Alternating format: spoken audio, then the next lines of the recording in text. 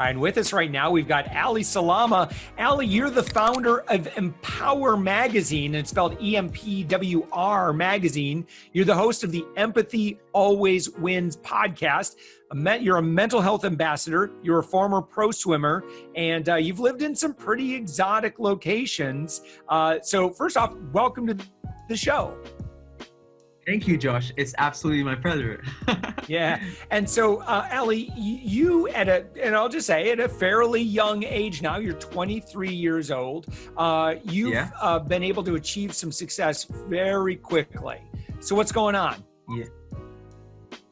I just feel like I have a lot of energy, and I feel like I'm very, very, very fulfilled after really passing through a very tough time and a dark time in my life where I wanted to literally take my own life. So I feel that I've experienced some like extreme highs, extreme lows, and that's the reason why I started my mental health magazine. I mean, I was a former pro athlete. I swam in the World Championships in 2014, and I moved to Canada, to Toronto, in September 2014, and within 15 months or 16 months I was diagnosed with 2 mental illnesses. And you're talking to a guy that actually did not believe in mental illness. Like, I was losing it. And once I started to realize that I was one of the strongest people I ever knew in my life, and I was going through that, I started to ask, well, how many other people are going through that? Because I thought I was a very empathetic person. I would always be the guy smiling at school. Even though I was very competitive, I always was a very bright and person that people always felt safe with. That's due to my mom's nature. My mom is a very, very emotional person, and I was always raised by her. So when I went through that experience, everything changed for me, and I decided that I needed to start something to really empower men more so than anything else, because I knew that a lot of my girlfriends had a lot of mental health struggles, but what I didn't know was that men do have that too, and men fear shame and vulnerability. And that was the biggest aha moment that I ever realized. I realized that if I can be an embodiment of strength and power, yet also be an embodiment of vulnerability, then I can allow a lot more people to do that. And that's exactly what I'm doing. Yeah. Without a question, as dudes, there are times when we don't want to, like, we want to be strong for the people that we love or the people in our lives. You know, there's that cultural pressure to do so. But in so doing, that sometimes means that we don't feel comfortable in sharing all of our vulnerabilities. And so Ali, you obviously you've kind of been very public about your own mental health challenges, and can you maybe share a little bit more about that? Yeah, so like I was diagnosed with clinical depression and identity crisis, and we're talking about a 3-year period of my life where I literally, like, one day looked at myself in the mirror and didn't know who I was. From the voices that were in my mind, I couldn't recognize this reflection that I've always been used to, as you and I probably do when we wake up in the morning and see ourselves in the mirror. It was that severe. And when something is that severe, you just need to know that you need to go seek help, even if you're an entrepreneur, because I know this is an entrepreneurship podcast, and I know entrepreneurs are very prone to mental, not just disorders, mental illnesses, because of the challenges that we put ourselves through. So I don't want to like steer it off into a mental health direction. I want to really keep it like, because I'm an entrepreneur too, and I have a lot of friends that really, really, really, we have to build a support system to be with each other, because at the end of the day, we live very independent lives. That's all I have. So much like athletes, I think entrepreneurs can hold very high standards for themselves. And I think that, when we have these dreams and these goals and, it's like, hey, I want to win the gold. And when we don't win the gold, for some of us, it could be really devastating. I know that it can be that way for me. And so, and I'll say another area, I think what makes entrepreneurs unique is that we often don't have the support system that maybe other folks might have. And so, there's a saying, it's lonely at the top. And so what would you say then, for those who also may be struggling with disappointment and it kind of sticks with them a little bit too long and they're ruminating a little bit too long, like what's the path forward from that for you? I honestly think that as important as you are setting yourself up for financial success, I do one thing that sets me apart from my friends, and I always tell my best A alpha type friends, set a schedule for your friends. Just as you set schedules for your meeting, make time for those 3 or 2 people and set them in, because this is the emotional investment you need to have in your own self. Because once you're at the top, the worst, like the ultimate failure is reaching to that point of success and feeling empty. This is what you don't want to have. And this is what a lot of people sometimes get caught up in when they're just racing, because we do have that nature to get somewhere, but we need to also be mindful of how we're getting there. You know, that's actually a really good point. You know, I think about it from a physical fitness standpoint. And if we say, listen, in order for me to have the health that I want to have, I know that I need to block off, 3 to 5 to 7 days a week, from X time to X, to Y time. That's going to be the time that I hit the bike, I go for a run, I go lift weights, whatever it is. Why do I do that? Because it's going to help me get the results that I want. And so I think it's very clear for us to see I get benefit when I, engage in physical activity. However, to your point, this is really interesting. I don't think I've really considered this. Do we schedule time with friends with that degree of, certainty or, importance, where we say, I have to have, I need to have, 3 lunches or 3 times I need to get together with a really good friend and have that time together. But that's probably just as important, if not more important, for our mental health as physical fitness. Yeah. Josh, I've never felt more happier, more productive, more successful in my life other than when I've done that. And that has resulted in I wish I would have the funds to actually carry out a research on that, because one day I will do that. And one day I need to make sure that because this is revolutionary. We live in very isolated micro communities right now, that we sort of feel that, to get forward, we have to zone in, but you only zone in when you zone out. You can only zone in perfectly with sharp focus when you're able to maximize your zoning out meaningfully, like that. By doing that, i.e. choosing a network of 5 close friends that you can rely on, or you can call godfathers to your daughters one day. That's the type of, that's how I label your close friends as a guy or as a woman. Yeah. So right now, as of when we're recording this, obviously most of the world is, in some degree of social separation. And so there are some inherent challenges that are kind of built into that getting together with people. You're not going to get together for lunch at a local restaurant, chances are right now. And the world moving forward may be forever changed as a result of, this worldwide pandemic that we're experiencing. Even getting together virtually, can you talk a little bit about your experiences with that? Yeah, so I just want to say that right now we are living in a digital revolution, and what that means is that the world will never be the same after this experience. A lot of us have realized that, in fact, while we are connected using Zoom, like how we're connecting together right now, we need human interaction more than anything else. A lot of us are very anxious despite being extremely connected.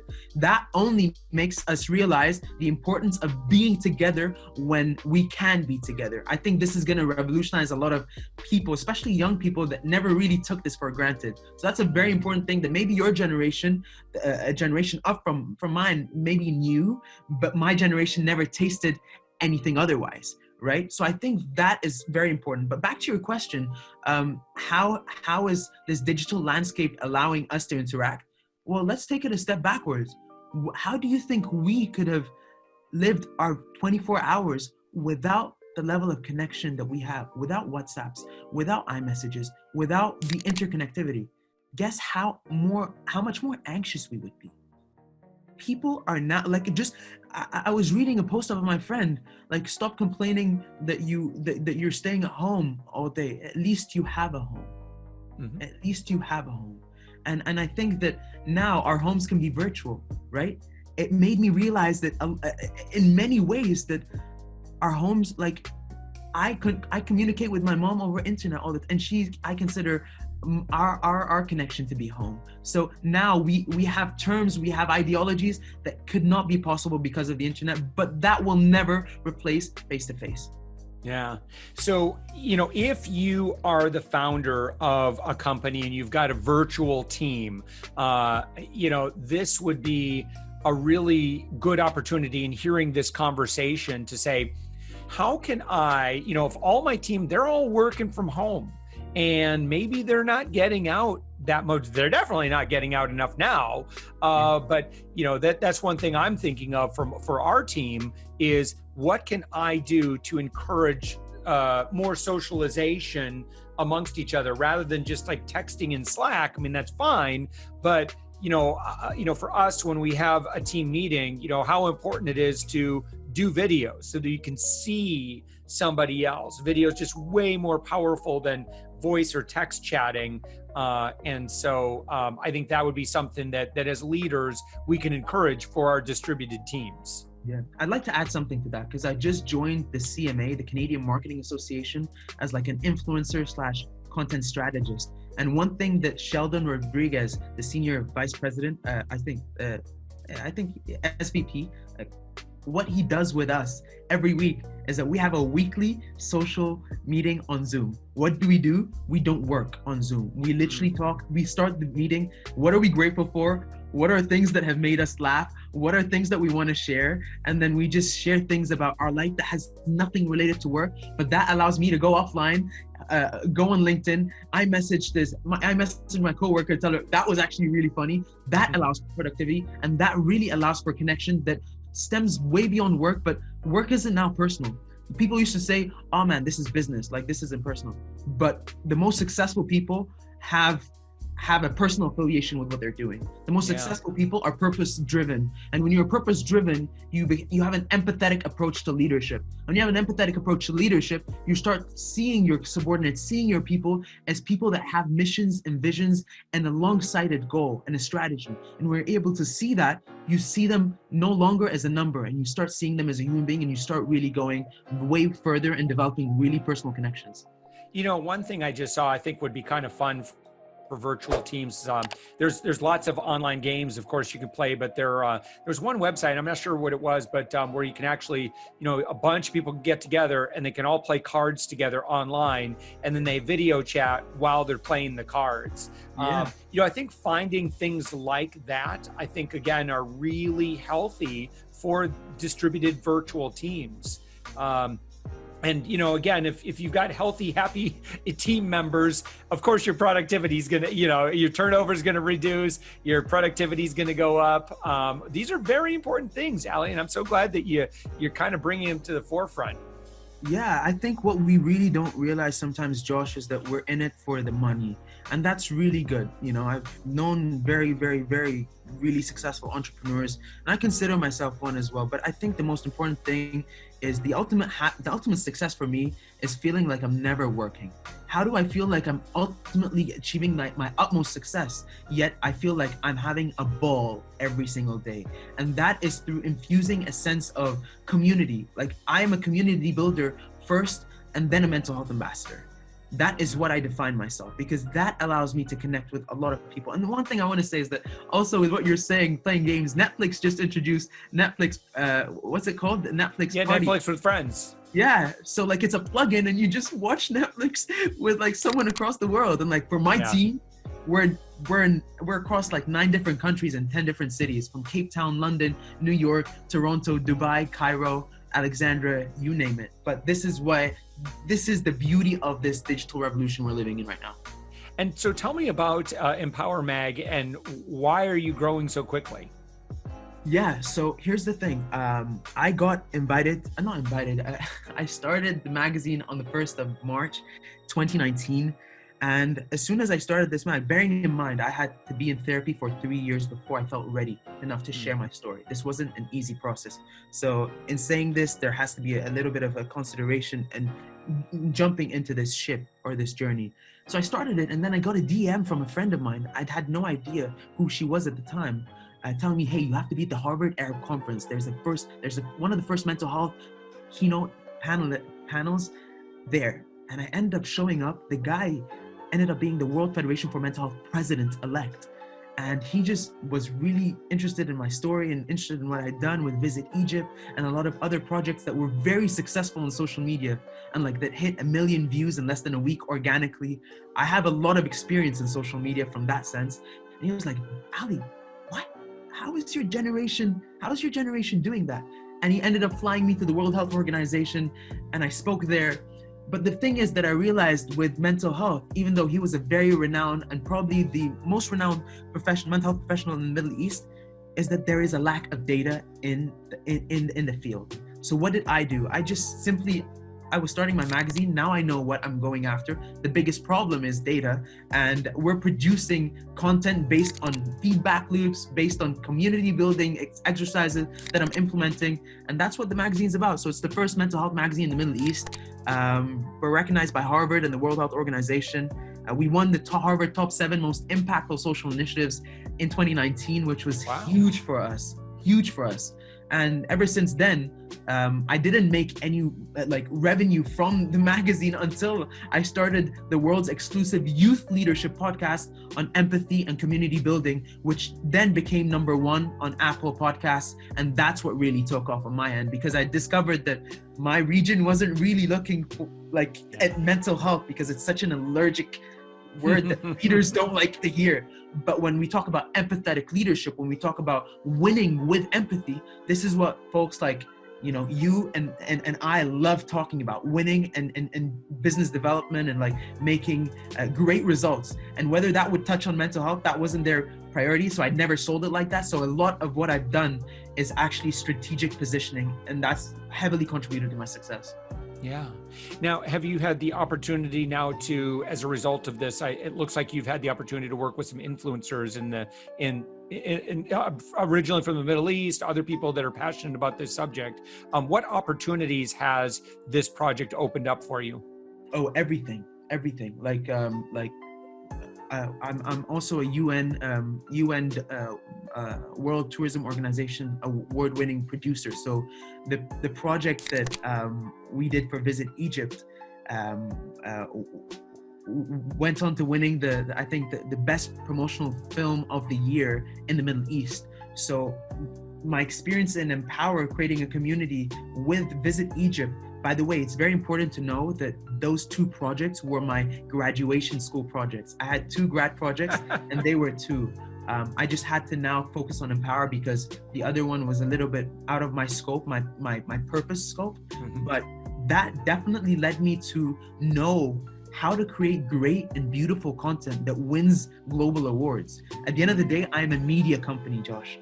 And as a media company, I need to be able to know how to produce media for my target consumer, for my target audience. How do I design all these elements of a message that needs to be within a consumable product or a package or a film?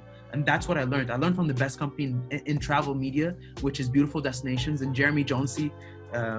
He's a great figure and a great man. We work directly with him and the Minister of Tourism in Egypt. Yeah. And I learned a lot. What is the business model behind EMPWR?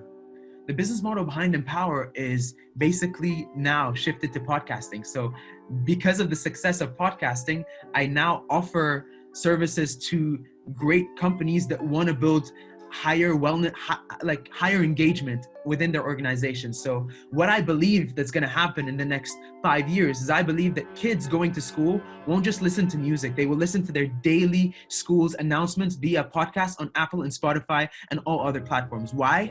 Because when schools realize how easy it is with hiring someone like myself, or institutions or companies hiring someone like myself, producing a show and having some sort of a structure that engages every single employee, every single member of that community, having some sort of a featured spotlight, bringing light back to its members and giving back in some sort of a novel idea. This is our business model, and we've been successful at that.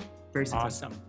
Well, Ali Salama, you're the founder of EMPWR MAG, and you are the host of the Empathy Always Wins podcast. Empathy Mag is on the web EMPWR MAG is on the web at empower-mag.com.